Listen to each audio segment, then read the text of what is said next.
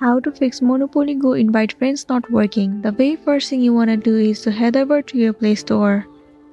In the search bar, search for Monopoly Go. Move into this app.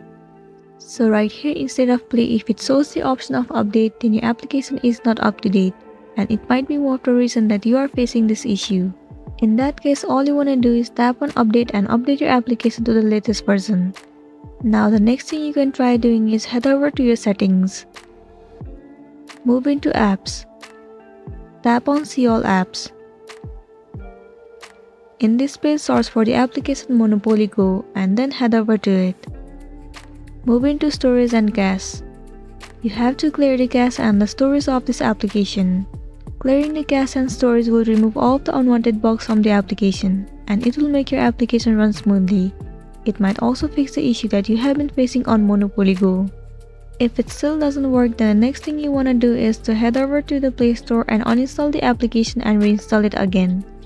Reinstalling the application will definitely fix the issue that you have been facing on it, and you'll be good to go.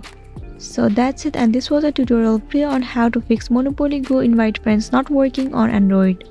I really hope this video is going to be helpful for you. Thank you for watching it till the end.